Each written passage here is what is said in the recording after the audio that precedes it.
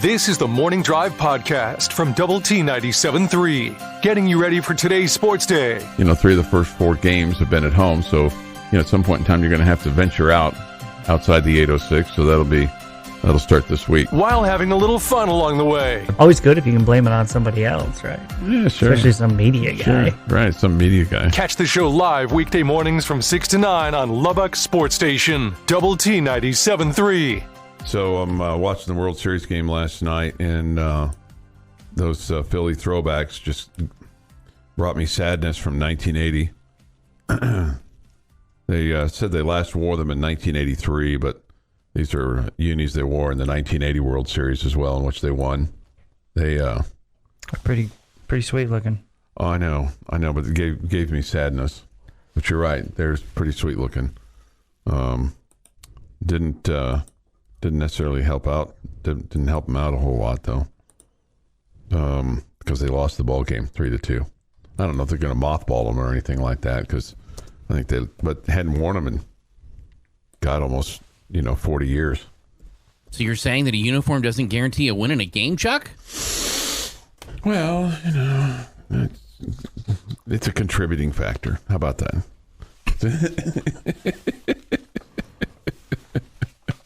By the way, the Red Raiders are going to wear throwbacks to the Billy Joe Tolliver era.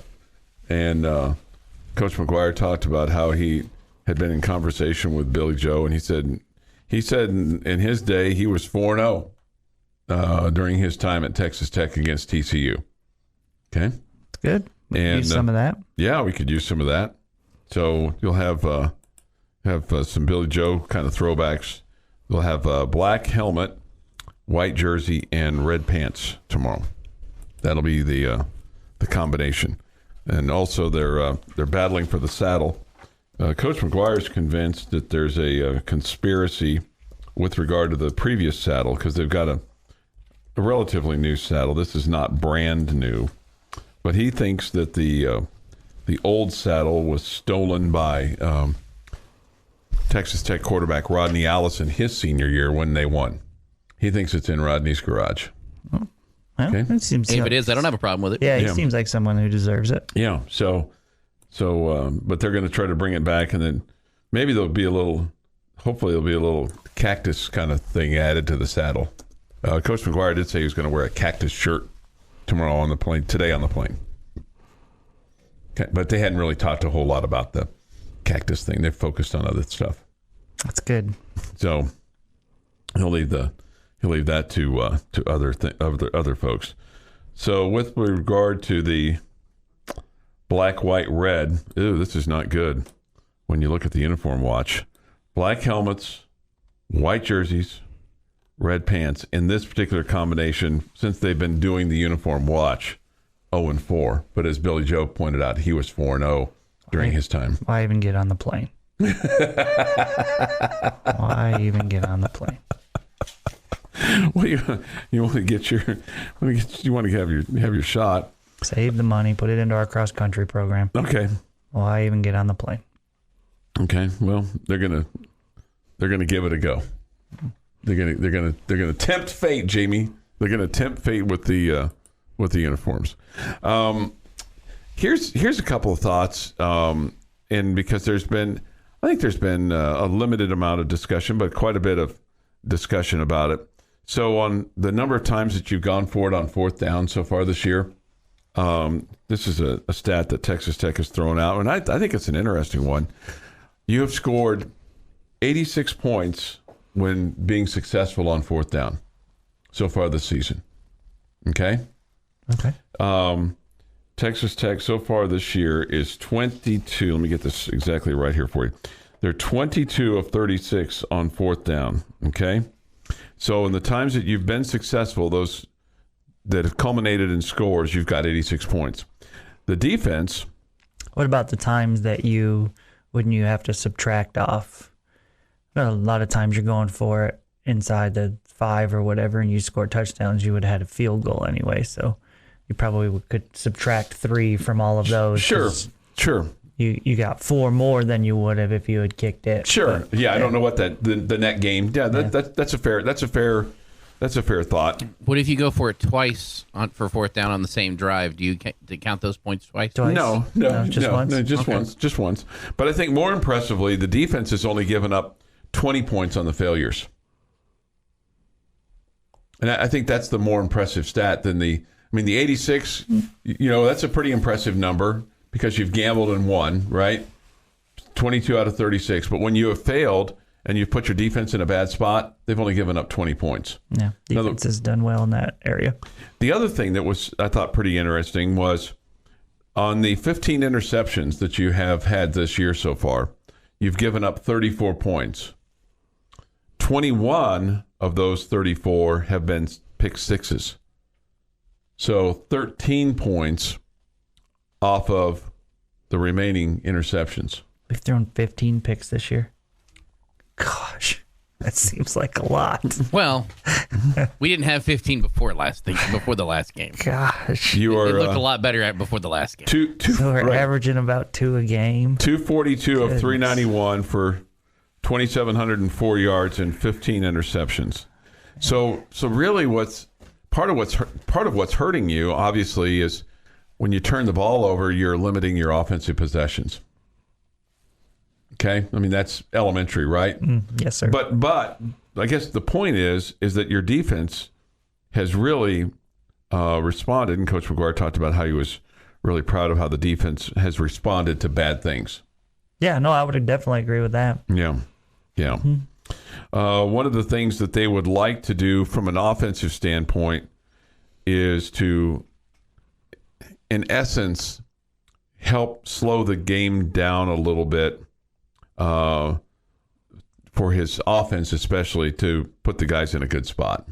Yeah, they did say the game's slowing down a little bit for Baron Morton, but they not necessarily slow the pace down, but just, and I don't know that I can really explain it other than I guess they want it to flow so that it's a little bit better for them so that they're not, I don't know, maybe in just a panic, so to speak. He didn't use that word, but does that make any sense to you? If you're playing with tempo, it's hard to slow the game down. No. Right. But I think maybe in their minds, he wants the game to slow down a little bit. I think everybody wants the game to be slow in their minds. Yeah. That's Somebody asked about the status of Miles Price for tomorrow. I looked at my notes from Monday. I think he's good to go. He's not listed as not. He played last week, kind of. Yeah. Had a big drop for you in the first half. Had one catch last week. Mm-hmm. Yeah, just kind of that's one of the guys that you would definitely love to see step up. Yeah. He's been a bit of a disappointment.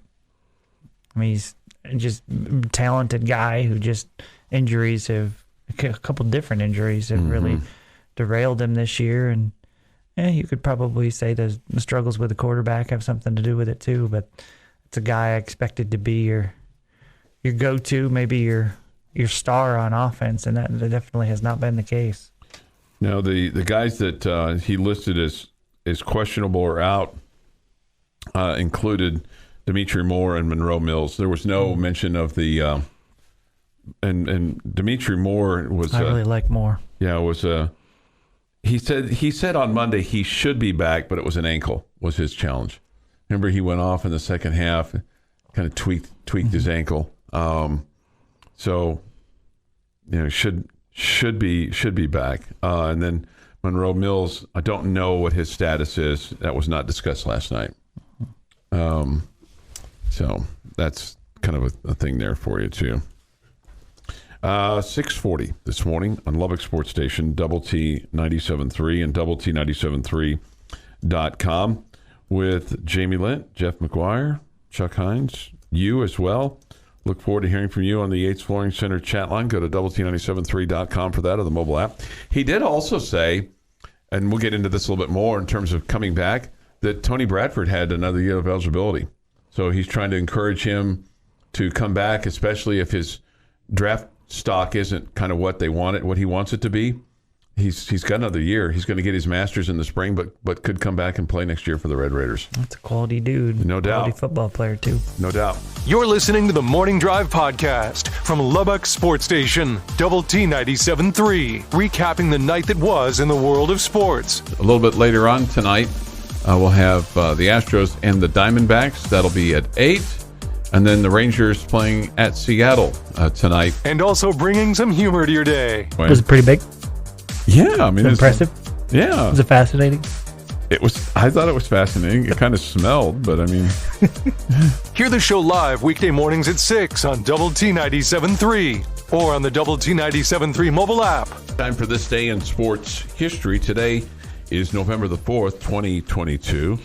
We'll get to a secret word here in just a moment, but first, here's Jeff McGuire. 1934, after posting 7 straight shutouts to start the NFL season, the Detroit Lions beat the Pittsburgh Steelers 40-7 at University of Detroit Stadium, scored upon for the first time of the season, rushed for an NFL single-season record for 426 yards. Nice. 1953, new baseball balk rule gives the batter the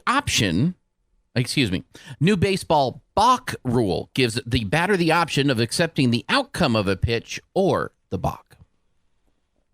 That makes sense to me. Yeah, so that means the guy can swing at it, and if he hits it over the fence, it's not a dead ball. Mm-hmm. And the runner advances, and the hitter just takes nothing. It's a 2-run homer. Is that still today? Yeah. Still? Mm-hmm. Yeah. Mm-hmm. 1959, Chicago Cubs shortstop Ernie Banks wins his second consecutive National League MVP. 1973, New Orleans Saints first shutout victory, 13-0 over Jamie's Buffalo Bills. Archie Manning, maybe the quarterback in that game? Does that say that? I don't have that here. I don't know if he was the quarterback in 73 or not. Today would be a good day to be an Islanders fan, specifically in 78 and in 1980. Because in 78, they start a 15-game undefeated streak where they start the season 12-0-3. 2 years later, they would start the season of another 15-game win streak or undefeated streak, and they would start at 13-0-2. 1987, the NBA announces 4 new franchises. The Charlotte Hornets, the Miami Heat, and in 1988, we would be joined by the Minneapolis Timberwolves and the Orlando Magic for 89. 2001, American tennis star Serena Williams wins the WTA Tour Championship in Munich, Germany, after Lindsay Davenport defaults the final due to a knee injury. That would be Williams' first season-ending title. And in 2009, in the World Series, New York Yankees beat the Philadelphia Phillies 7-3 in Game 6 at Yankee Stadium to win the Bronx Bombers' record 27th title. It is National Candy Day. So, have a piece of candy. It's always a good day for candy. Instead of doing birthdays for today first, we're going to skip to tomorrow because it's just much cooler. Tomorrow, happy birthday, Rayford Young. Okay. 45. One of my favorite Red Raiders. Today, Ralph Macchio, 62. P. Diddy, 53. Matthew McConaughey, 53. Des Bryant, 34. Laura Bush, 76. And Eric Karros is 54. And Des Bryant's only 34? Uh-huh. Wow. I was surprised he was that old, actually. Okay. I mean, he was just catching touchdown passes in Jones Stadium, it feels like, a few weeks ago. Mm-hmm. I mean, it wasn't, obviously. He had an NFL career between the two. But in this day in 1990, one of Jamie's favorite movies. Waterworld? No. Dances with Wolves.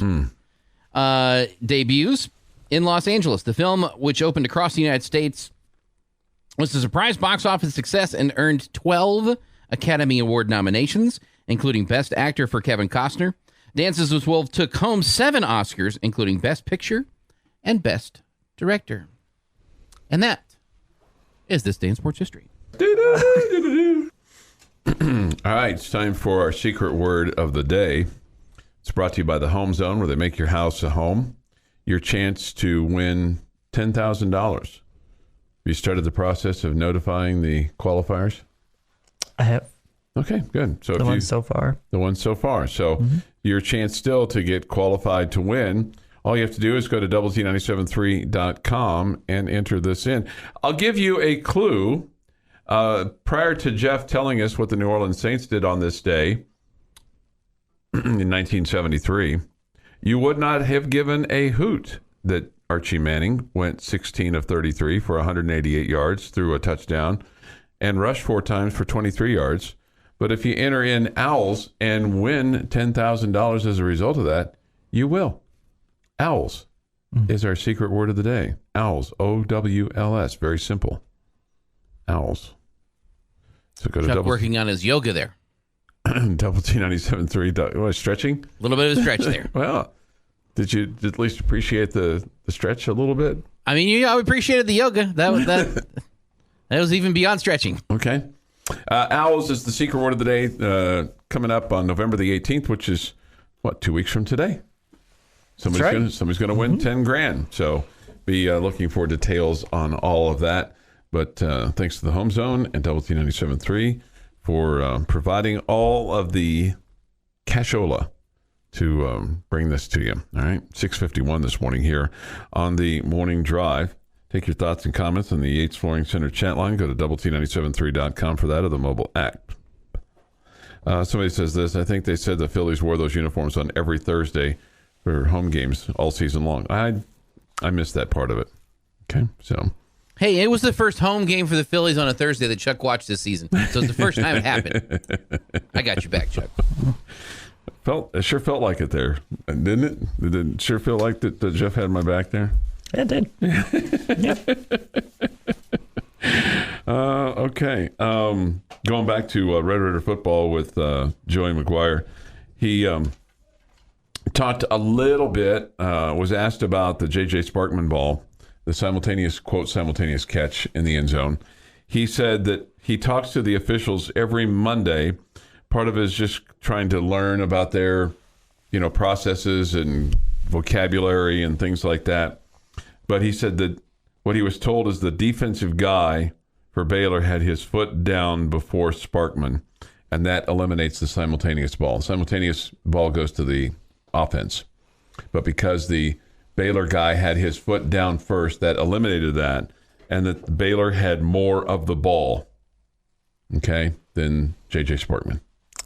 Yeah, I never questioned the call at all. So I never felt like Sparkman had control of the ball. Okay. So I thought the Baylor guy, who had way more leverage, it was easier for him to pull the ball in, had a big advantage over JJ just with his positioning. So I don't think it was that Sparkman didn't fight for it or was weak or anything like that. Yeah. It just, quite honestly, it was a poorly thrown ball. It was a up for grabs ball, and the Baylor player had better positioning for it. And I didn't think it was simultaneous catch and that it should go to the offense. Yeah. I've had a lot of Red Raider fans tell me that they disagree with that, but. Okay. The pass interference before the half, Coach McGuire said... I thought that was horrendous. He said, we'll talk about that off the air. Yeah, I thought that one was terrible. Chris Level said he was still dwelling on that, and Coach McGuire said he was too. Yeah, I thought that one was horrendous. Yeah. So... but you didn't lose the game because of that pass interference call. I definitely gave him a ton of momentum. No doubt. No doubt, because it... You're probably right, Jeff, but it definitely gave him a ton of momentum. It was a terrible call. Yeah. Here's something that he was asked. He was asked last night, if you weren't coaching, what would you be doing? This may or may not surprise you. He said that way back in the day, he had an opportunity once to be an analyst on a high school football game for a broadcast, and said if he wasn't coaching, he would love to be a broadcaster. Okay. Yeah, we got a microphone he can come use anytime. I'd like him to coach. I like his coaching. We got a whole off season here that, on a Tuesday he could come in and just hang out. Anytime. Right? Maybe you call later 80s game. Yeah, he could, replace the guy that's doing it quite ably. And people would be much more entertained with Coach McGuire, I'm sure. Well, we could have him on as a guest. He could be a guest analyst. I'd go to the concession stands, get myself some popcorn, and just sit right behind him. Like if Coach McGuire came and sat down, Chuck's going to get up and leave. Right. There's a better chance of Justin Verlander throwing a no-hitter last night, today. I would say this.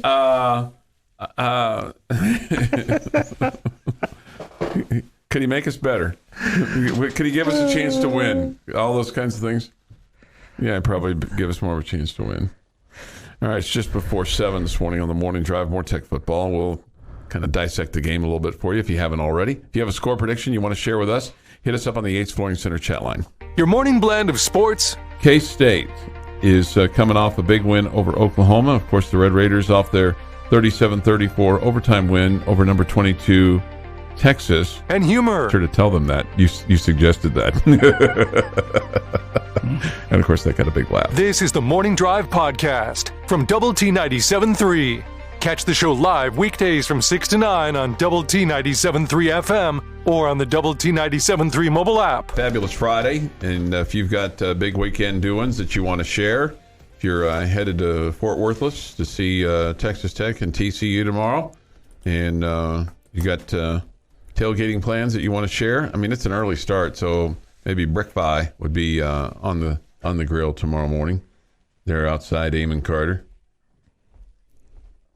If you have some cacti to take with you. This from the Yates Flooring Center chat line through the Double T 97.3 mobile app presented by Happy State Bank. Bullfighter says this: if I had to describe y'all, I'd say Jeff is the Texas bread, JL is the meat that everyone loves, and Chuck is the mayo that I like but can't eat too much because it gives me a headache. Mayo gives you a headache? That's right. That was the takeaway, right? Mayo gives you a headache. But you're the meat that everyone loves. Yeah, I doubt it. Oh, wow. That's pretty good. What is Texas bread? Is that That's a thicker bread. Like Texas toast? Yeah. Okay. It's just not toasted yet. Okay. Yeah. All right. True. My bad. Which I don't know that I've ever seen In a sandwich. Texas bread not toasted. Right. Like specific, like Oh, man, I've seen it you get toasted, but never just used without being Make toasted. your grilled cheese out of that. Okay. This 6 yards of carry. Why would TCU throw the ball after watching the Baylor film? The key for this game for Tech is to take 3 and give 0 and keep the TCU offense off the field. That would be huge. Yeah. That would be ideal, right? Let's see. Let me see if I can give you a. I don't know if I have a time of possession here. I do. For TCU. Time of possession for TCU. Well, it's pretty even between the offense and the defense. 30 minutes and 48 seconds to 29-12. Third down, they're 47 of 103, 46%. Opponents are 49 of 121, 40%. They're 8 of 15 on fourth down. Opponents are 10 of 19. I mean, here's the thing. They give up points. They average 44. They only give 27.3, but, in their conference games. So if you look kind of at They're the last... middle of the pack defensively in the Big 12 conference. Yeah, I mean, you would think this offense would be able to score some points. Sure. I would guess if it's a shootout. I mean, TCU's offense is really good, but I don't know. Is Tech better off in a shootout, or would Tech be better off in a low-scoring game? I was about to say that if it's a shootout, maybe the Red Raiders have a better chance, but maybe I changed my mind. Talking yourself out of that, right? Yeah, maybe. I don't know. I feel like shootout is best, especially if your offense is clicking. What you can't afford are long, sustained drives. If your offense isn't clicking, you probably wouldn't be in a shootout, right? No, but I'm just saying. Shootout means both teams are scoring. Yeah, no, I know that, but what I meant by that was shootout was, I know they're going to score a lot of points. I feel like you can score a lot of points, but you can't turn the ball over and score a lot of points. What's the strength of your team? Your defense. I don't like a shootout. I don't like a shootout at all. I want this to be a dirty, muddy, 24-17 type game tops. Mm-hmm. Like first 1 to 20 wins type game. That Wonder how the grass is there. It's supposed to rain today in Fort Worth. I think I am gonna go with the defensive-minded game. Would be better off for the Red Raiders. Your defense is a little bit better than theirs. You make a good point. They beat Oklahoma 55. I'm with Jeff. Okay. They beat Oklahoma 55-24. Won at Kansas 38-31. Beat Oklahoma State in 2 overtimes 43-40. Beat K-State 38-28. Won at West Virginia 41-31. So that's kind of what you're dealing with here a little bit. The other thing is that they, see if I have this right here for you. I think I do. Yeah. They get off to a fast start. They have outscored their opponents in the first quarter 89-41. And second quarter, they've given up more points than any other quarter. So if you're going to make your hay, that's where teams have made a little hay against them. And then in the fourth quarter, they've closed out well, 83-41. Mm-hmm.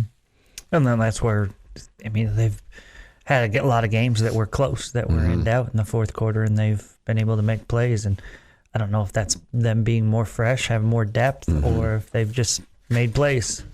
But they definitely have found a way. Someone asked us a really good question on the Yates Flooring Center chat line. And I'm not bringing this up to disparage TCU, but I can't find the question right now. But it was basically, do you really think that TCU is the best team in the conference or the luckiest team in the conference? Can I say both? Yep. Because who else are you going to say is the best? Mm-hmm. TCU's no doubt caught some breaks. Mm-hmm. No doubt, with injuries to the quarterbacks and all that. There's no question. But I mean, they've also capitalized and taken advantage, yep. right? Mm-hmm. So, I do think they've been lucky with some of that stuff, but at the same time, they beat Oklahoma State, they beat Kansas State, even though clearly Spencer Sanders was not right in that game, and Kansas State had to play 3 quarterbacks. Mm-hmm. We know how that goes. Yeah, and if the number 2 guy had been able to stay healthy, you think they might have won that game. You think the K-State coach said before the game, we plan to use all 3 of them today? I doubt that. Chris Clement, yeah. But I guess I just feel like they're, you like to use this term, team of destiny. Oh, I haven't used it in quite a while, though. You mentioned it about one of either the Padres or the Phillies. Oh, being a team of destiny. Yeah, I can't remember. I did that. Yeah. And I kind of usually roll my eyes at that team of destiny stuff, but it just feels like it's all broken right for TCU this year. Yeah, yeah. Like things have happened to help them. Like, so I don't know. So I don't want to discount them at all. I'm not trying to do that, but I just don't think they're that far ahead of everybody else in the conference. Okay, and I think that's fair. I think that's fair. I really don't. Mm-hmm. Who would you put as number 2? Kansas State. And then Oklahoma State, 3? No, I'd put Texas there now. You would? Okay. Yeah, even though Oklahoma State beat Texas. I don't know, Oklahoma State just lost by 48 or whatever. Yeah. How close? They just don't look like the same team that they were at one point. How close do you think Texas is to K-State? Think it's margin? We're going to find out real quick. Right, because they play this week. Yes. Right. I'll ask you on Monday. Yeah, I've said for a few weeks, I felt like the best 2 teams in the conference are Oklahoma State and Texas. I don't know that I've bounced too far off of that from Texas, but man, that Quinn Ewers performance against Oklahoma State, 19 of 49, that's hard to be that bad.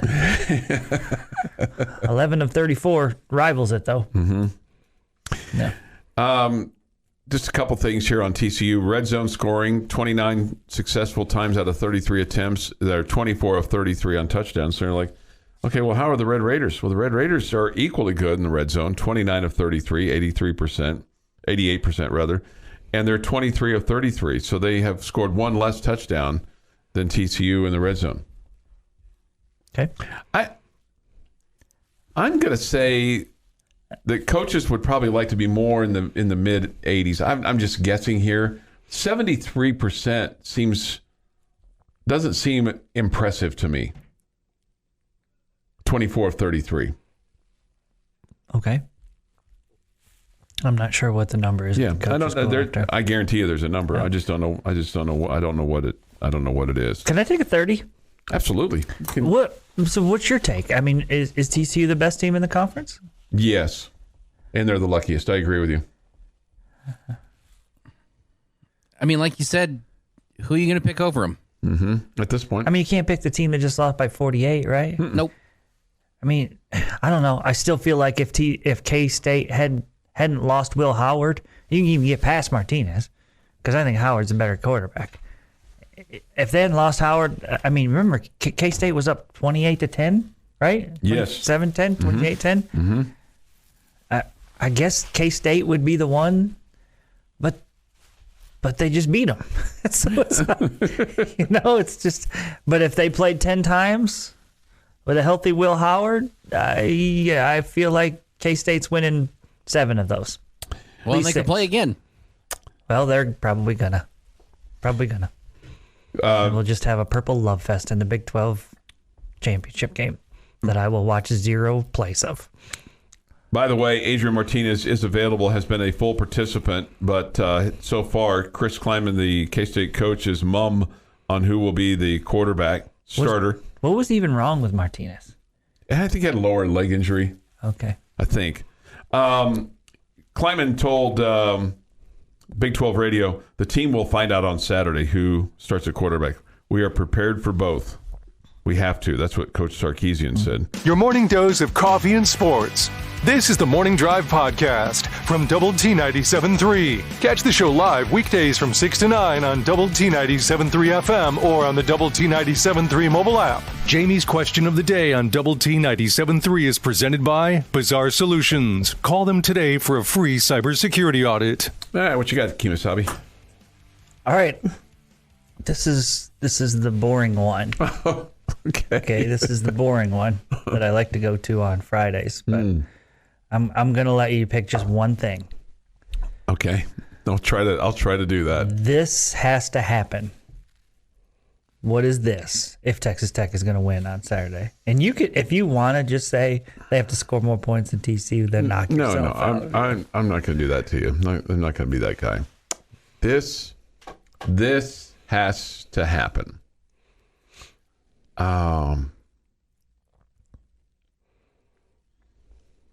You know what? I'm going to do something. I'll say get off the field on third down. You have to put them into position where they're punting the football. Okay. Okay. And I think you can do that because of the defense. Jeff? I don't know how I want to word this, but I know what the outcome needs to be. You need to force them into long second and third downs so that you can force them into one dimension. So I guess it's be good on first down defensively. Yeah. But what it leads to is them becoming one-dimensional. Yeah. Offensively. It's not just hey, we're really good on first down, then they get all of it on second down. Yeah, like, no, I think it's the comment. You've got to force them into those long situations so that they have to play into some of your strength. I think that makes a lot of sense. That was something that was crossing my mind about them becoming a one-dimensional football team, one-dimensional offense. That I think you in this game. I think I'm picking my poison here. I think I would want them to try to become a one-dimensional team as far as throwing the football and not running the football. I'm more nervous about running the football, as I said earlier. Well, this will show you, my answer will show you my confidence level in the game for certain. I think you got to win the turnover battle by at least 2 if you're going to win this football game. I can't really see a scenario where you're playing even up on turnovers and stopping their offense enough. Why don't you just say +3 because that's what they want to do? I don't think that has to be that bad. Okay. Just +2. +2. Just +2. Well, and then you could add to that, right, with saying, and then you have to turn it into points. Sure. And then your Sure. offense has to make sure you're getting 7s. And although even if you're not getting points, those are stops. Yeah, for that's the fair. defense.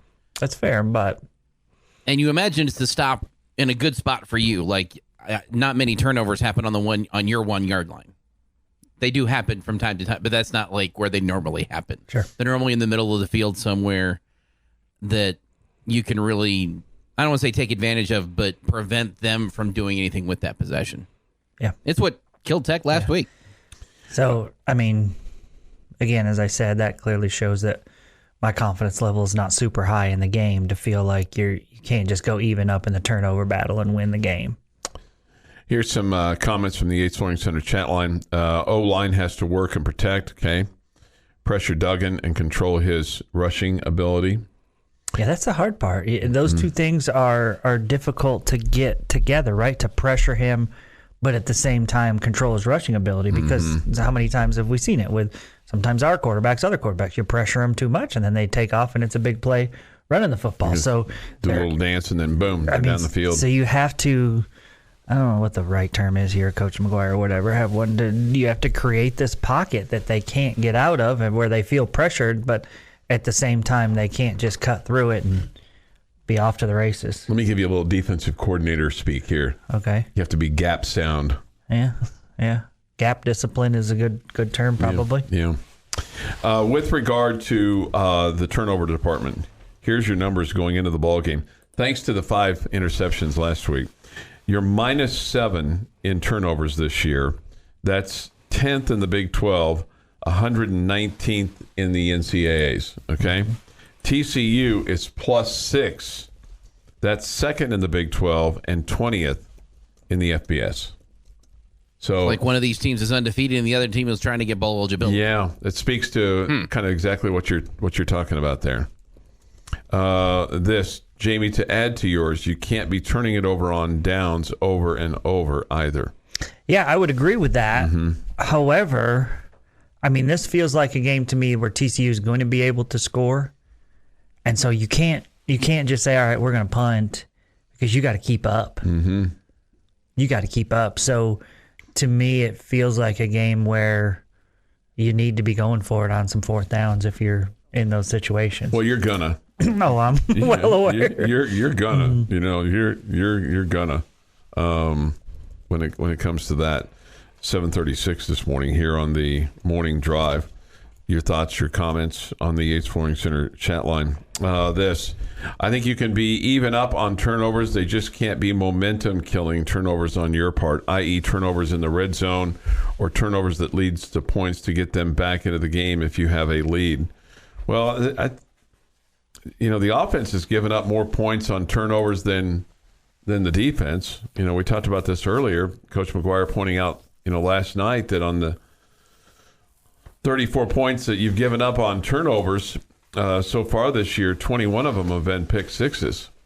Now, you can't afford the pick six. We got to work on our tackling from our offensive unit. But guys, what's going on there? Put Baron Morton out there in a kind of a turnover drill.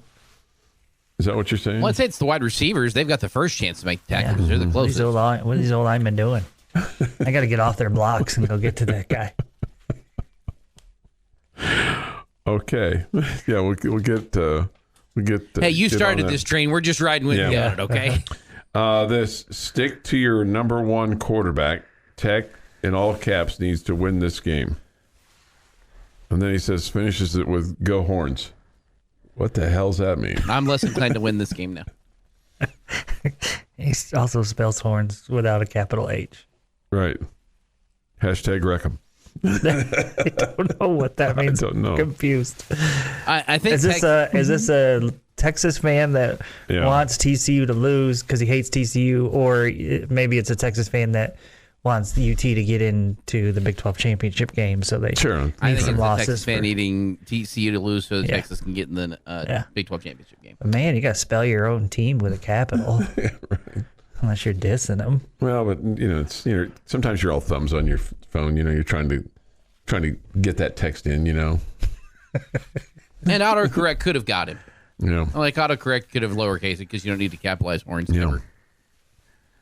That's fair. Yeah. Josh says this. I think it's going to be close. Plus, 8.5 on the road. It will be a one-score game in the fourth. Then who knows? But he says we will be in it. Okay. We'll be in it. Yeah, it's good to know that we'll be in it. Hopefully we'll win it. Couple things. Really difficult to win it without first being in it. Yeah, right. Scoring offense, TCU is first in the Big 12, Texas Tech 7th. Total offense, TCU is first, Texas Tech is second. Rushing offense, TCU is second, we're 9th. Passing offense, Tech is first, TCU is second.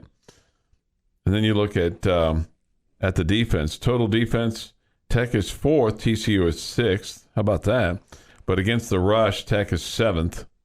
Against the pass, Tech is second, and that's where Coach McGuire was talking about what your corners have done for you. Mm-hmm. You know, Dadrian Taylor Demerson and Malik Dunlap. And your defensive front's been able to put pressure on quarterbacks too. This may surprise you. Quarterback sacks, TCU is 8th, Tech is 4th. And he Coach McGuire talked about Tony Bradford yesterday, saying, hey, coming into this season, he didn't have any sacks. He's had like 3 so far this year.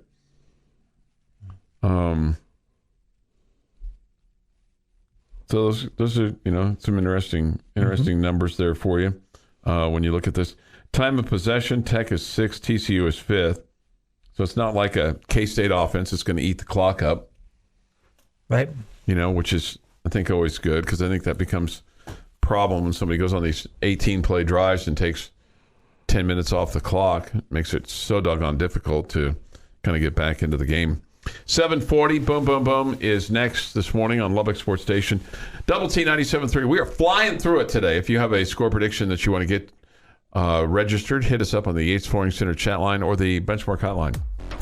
You're tuned in to the Morning Drive podcast from Double T 97.3, recapping the night that was in the world of sports. That's not to say that they don't respect the run game that you have, but you're talking about one quarterback leading the conference in passing so far this year.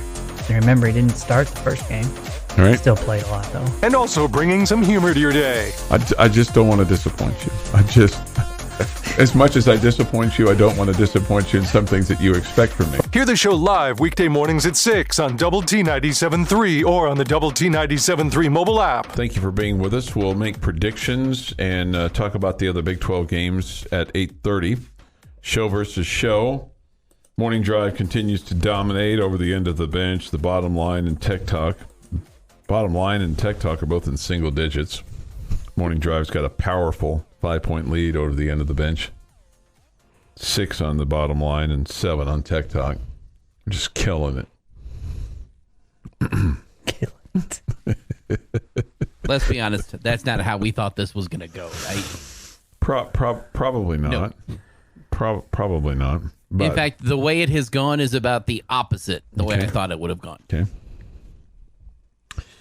I thought of you last night when a couple times when Coach McGuire was talking on Red Raider football with Joey McGuire. He was asked about his pregame routine. He likes to walk the field and listen to Jason Aldean, and then he said, I walk our sideline.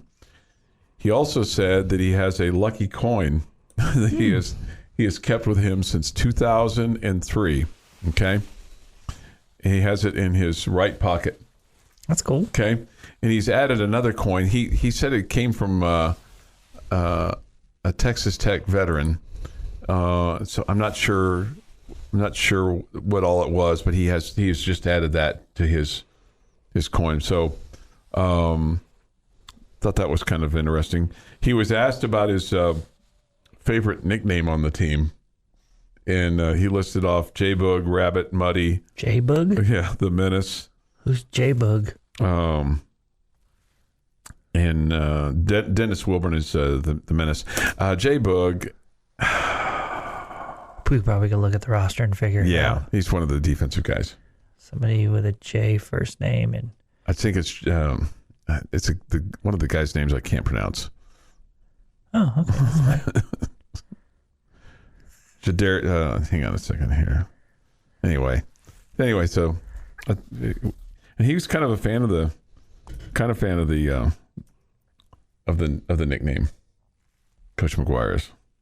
I don't have a problem calling people nicknames that I truly know. Yeah.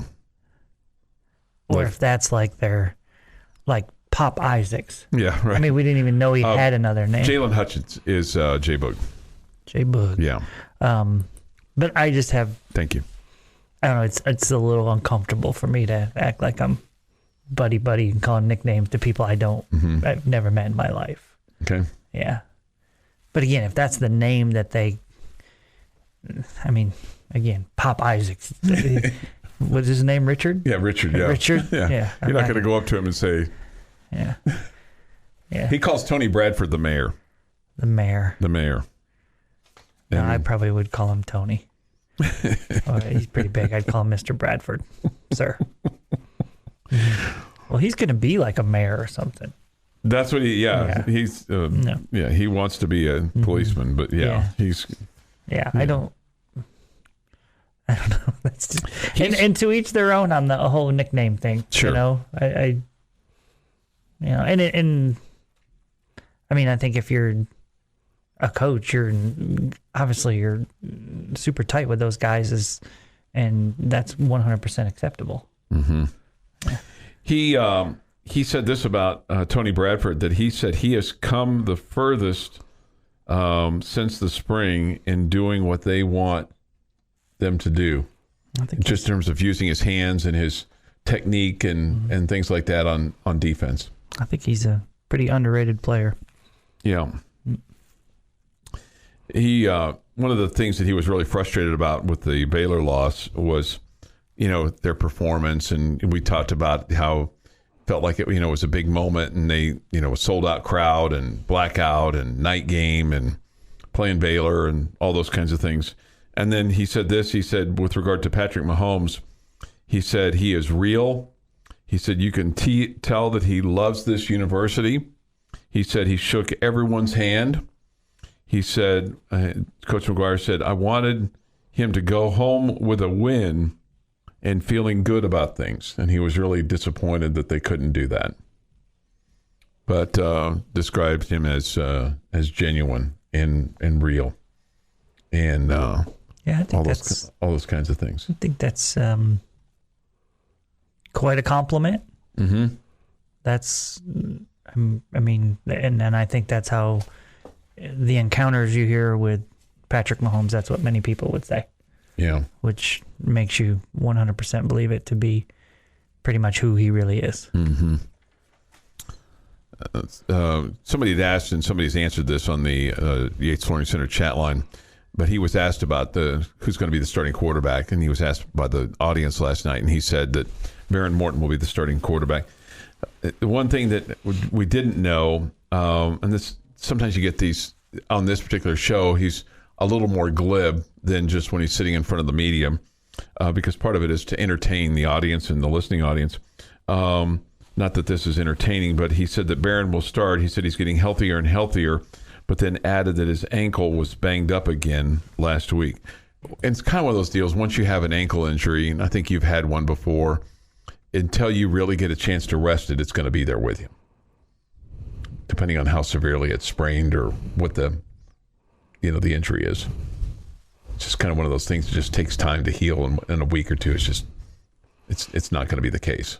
Where is he? When does he sound more glib? I think he's on Thursday nights or with the media. No, I think all the coaches have been a little more glib on Thursday. I think I think he is less guarded on Mondays when he meets with the media. In terms of, I think he's relatively open on some things. I think he kind of meanders on Monday a little bit, but I think he's more open. I think he's more conversational on Monday than Matt Wells. I think he's more conversational than Cliff Kingsbury, but that was Coach Kingsbury's MO, even on his radio show. So I've never used the word glib before, so I've heard it before. Yeah. Never used it. I just looked up the definition. Fluent and voluble, but insincere and shallow. So when is he being insincere and shallow? I would not have used that definition to describe him then. Yeah. Okay. then perhaps I'm using the word glib wrong. I mean that in a good way. I meant him being glib in a good way. I would guess Thursday he's more open. Yeah. It's just more. I mean, he's fun-loving. How about that? Yeah. He's likable. More gregarious. Yeah. And I think he's pretty more gregarious. Casual. Yeah, relaxed. more casual. Yeah, more relaxed. Maybe that's better. Than he is in front of the media. Well, but I think he's very relaxed in front of the media too. But maybe a little guarded in front of the media compared to Thursdays? Just a little bit. I mean, I think he's... I think I had in my mind that glib meant like sad or depressing. Okay. Well, and mine, I was completely wrong. I'm completely wrong. Well, I'm wrong too in how I used it, because I had glib kind of as being a little bit more in the same kind of vein as gregarious. Is how I would describe him as a gregarious guy. I would describe him as a very approachable guy. I would describe him as a kind of a every kind of a regular Joe kind of guy. That's how I would describe him. I don't know him. I've not done anything personal with him, or been out for a beer or drinks or dinner or anything like that. So, but I just, you keep using that word. I don't think you know what it means. Princess Bride in parentheses. Okay, well, again, I'm clearly wrong. So, okay, let me say that correctly, because it's going to bug me if I don't. You keep using this word. I do not think it means what you think it means. That is the quote from Princess Bride. Okay, I've never seen that movie. It's like one of Jeff's favorite quotes. It really he says it a lot. I've never seen that movie. He says it a lot. Must be because you and I say things wrong. Somebody says this Jamie Thesaurus Lent. No, I had to look it up. Yeah, no, right. I had the definition wrong too. The only difference is I don't use the word. I meant... Because I wasn't certain of what it really meant. I meant that from an enjoyable standpoint, not to be disparaging. That's what I was trying to get. I didn't think that you meant that. I was trying to. No, I meant that in a complimentary manner, both in his appearances on Monday. I've enjoyed going to the Monday press conferences this year. Did not enjoy them last year, prior to Coach Cumbie. I just didn't enjoy them. Mm-hmm. I enjoy them this year. Are we going through the thesaurus or what? No, I don't. No, we're not. Hey, we're trying to. We educated people today. And ourselves. Sometimes we do it on the Maybe fly. Everybody else knew it, but you and I. Probably so. Probably so. So there's two people got educated. It's just you and me, Chuck. But oh well, we're in this together. Somebody says Chuck Wacko Heinz. Yeah, I've got a little wacko in me. Well, like I've said before, we all got a little freak in us, right? 8:25 this morning here on the Morning Drive. We'll make predictions next. There's probably a little freak in everybody. You've been listening to the Morning Drive podcast from Double T 97.3. For more from Lubbock Sports Station, go to doublet973.com.